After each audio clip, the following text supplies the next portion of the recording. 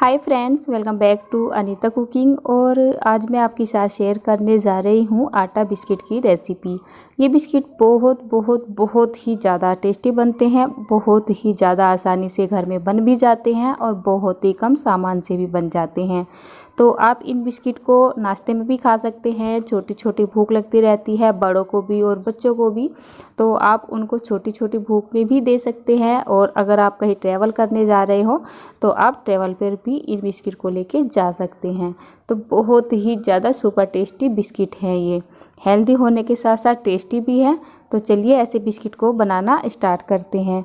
तो फ्रेंड, आज की ये रेसिपी अगर आपको पसंद आए तो आप मेरी रेसिपी को लाइक करें और मेरे चैनल को सब्सक्राइब ज़रूर करें। चलिए चलते हैं अब हम रेसिपी की ओर।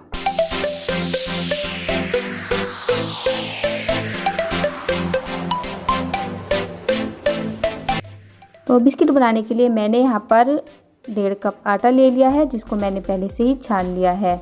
आधा कप मैंने यहाँ पर सूजी ले ली है। तो सारा मेजरमेंट मैंने यहाँ पर एक ही कप से किया है। आप कोई भी बर्तन उठा ले और टोटल मेजरमेंट उसी कप से कर ले या उसी बर्तन से कर ले। तो इसी कप का आधा कप मैंने यहाँ पर चीनी ले ली है और आधा कप यहाँ पर मैंने दूध ले लिया है। थोड़े से ड्राई फ्रूट्स ले लिए है, जैसे काजू, बादाम, पिस्ता वगैरह। उनको हल्का सा दरदरा ग्राइंड कर लिया है मैंने यहाँ पर पहले से ही। 2 बड़े चम्मच कोकोनट का बुरादा, 2 बड़े चम्मच घी, 2 छोटे चम्मच सफ़ेद तिल, इस तरह से दिखाई देते हैं ये, और 3/4 चम्मच काला नमक ले लिया है। तो पहले हम दूध और चीनी को मिला लेते हैं। दूध हमारा रूम टेम्परेचर पर होना चाहिए, ना तो ये गर्म होना चाहिए और ना ही फ्रिज का निकला हुआ यानी ठंडा होना चाहिए। तो इसको हमें हल्का सा मिला लेना है, पूरी चीनी को यहाँ पर हमें नहीं घोलना है। बस इसी तरह से थोड़ा सा इसको मिलाना है, इस तरह से। तो चलिए अब आटा लगा लेते हैं। तो हम आटे के अंदर ये सूजी डालेंगे और फिर जो हमने कोकोनट का बुरादा लिया है वो डालेंगे, सफ़ेद तिल, नमक और जो घी लिया है। आपको ध्यान ये रखना है कि आपको यहाँ पर पिघला हुआ घी नहीं लेना है। और अगर आपके पास घी नहीं है, पिघला हुआ हो चाहे इस तरह का हो, तो आप यहाँ पर रिफाइंड ऑयल का इस्तेमाल भी कर सकते हैं। फिर हम इसको अच्छे से इसमें मिक्स कर लेंगे। हमें जब तक मिक्स करना है जब तक इससे एक मुठ्ठिया सी ना बनने लगे। तो अभी इससे अच्छी सी मुठ्ठिया नहीं बनी है, इसका मतलब अभी इसमें घी अच्छे से नहीं मिला है।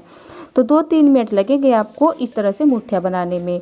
तो यहाँ पर अच्छे से आटे में सारा सामान मिल चुका है। अब हम इसमें वो दूध डालेंगे और इसका डो बनाना शुरू करेंगे। तो हल्का सा इसको चीनी को घोल लेंगे इसमें, यानी जो नीचे बैठ जाती है, चीनी चिपक जाती है। तो इसको थोड़ा सा चम्मच से चलाएंगे और आटे में डाल देंगे। और जो चीनी नीचे जो है बाउल की तली में रह गई है, उसको आप हाथ से निकाल लेंगे। और बस अब इसका हम डो बनाएंगे। तो इसका डो हमें बहुत ज़्यादा पतला सा नहीं बनाना है और बहुत ज़्यादा थिक भी नहीं बनाना है। बस ऐसा बनाना है कि हमारे बिस्किट थोड़े से आसानी से बन जाए। तो डो काफ़ी थिक हो रहा है, तो अगर आप चाहे तो यहाँ पर थोड़ा सा पानी ऐड कर सकते हैं। तो ये जो डिपेंड करता है, थोड़ा सूजी के ऊपर डिपेंड करता है, क्योंकि हमने यहाँ पर सूजी ली है। बहुत सी सूजी बहुत ज़्यादा पानी अब्जॉर्ब करती है, यानी गीलापन। तो आटा तो हमारा लगकर तैयार हो चुका है।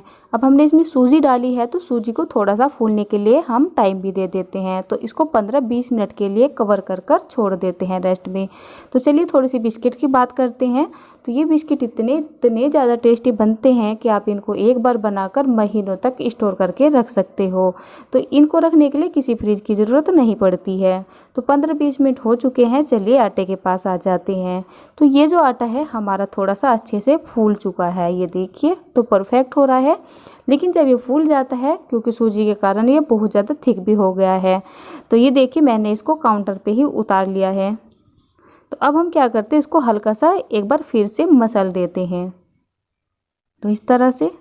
तो आप अगर हाथ से कंफर्टेबल नहीं है तो यहाँ पर डायरेक्ट बेलन का इस्तेमाल भी कर सकते हैं, या फिर इस तरह से हाथ से इसको गूंथ भी सकते हैं, इस तरह से। ये देखिए मैं आपको आटा इसलिए दिखा रही हूँ कि आटा जिस तरह से टूट रहा है तो सेम इसी तरीके से ये बिस्किट भी टूटेंगे बाद में।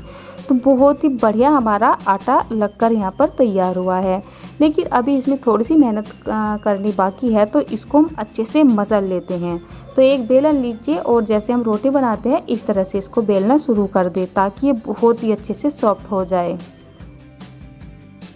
तो मैं अब आपको एक चीज़ दिखाती हूँ, ये जो मैंने ड्राई फ्रूट्स यहाँ पर लिए थे जिनको ग्राइंड किया था, तो मैं इनको डालना भूल गई पहले, तो अब मैं इनको यहाँ पर ऐड कर रही हूँ।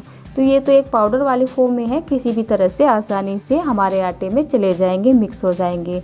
बस हम इस तरह से ये ड्राई फ्रूट्स का जो हमारा चूरा है इस पर डालेंगे और इसको बेलन से इस तरह से बेलेंगे, तो ये सारे आटे में ऑटोमेटिक ही फैल जाएंगे या फिर मिक्स हो जाएंगे।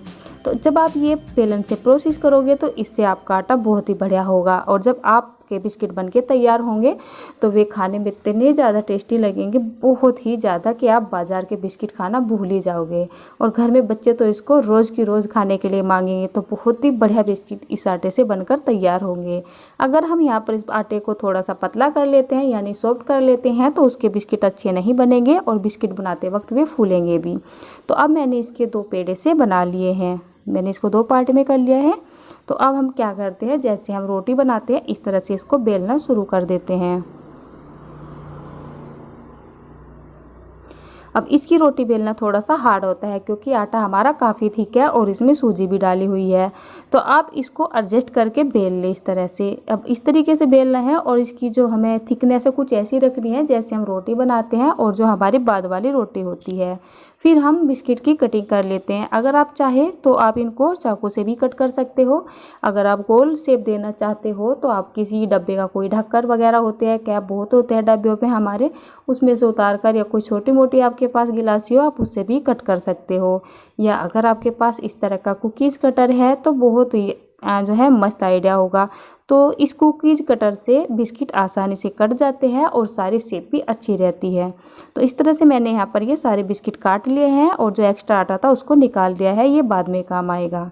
तो अब हम क्या करते हैं, इनको उतार लेते हैं। तो मैंने चाकू से आपको उतार के दिखाया तो बहुत ईजीली उतर गया, ये नीचे नहीं चिपका है। अब हम क्या करते हैं, एक बिस्किट को उठाते हैं और उसमें हल्का सा डिज़ाइन बना देते हैं, जैसे गुड्डे वगैरह के बिस्किट में डिज़ाइन आता है इस तरह से, ये देखिए। तो ये डिज़ाइन बिस्किट बनने के बाद बहुत ही ज़्यादा सुंदर दिखाई देगा। तो आप सेम तरीके से सारे बिस्किट में इसी तरह का डिज़ाइन बना लें। तो यहाँ पर बिस्किट बनकर तैयार हो चुके हैं एक बार के। मैं इनको प्लेट में उतार रही हूँ और मैंने गैस पर कढ़ाई को रख दिया है, गैस का फ्लेम लो कर। तो चलिए चलते हैं अब हम इन बिस्किट को सेकने के प्रोसेस की ओर। तो इन बिस्किट को हम तेल में फ्राई करने वाले हैं, न कि हम इनको बेक करने वाले हैं। ये फ्राई करने के बाद ही बिस्किट बहुत ही ज़्यादा सुपर टेस्टी लगते हैं।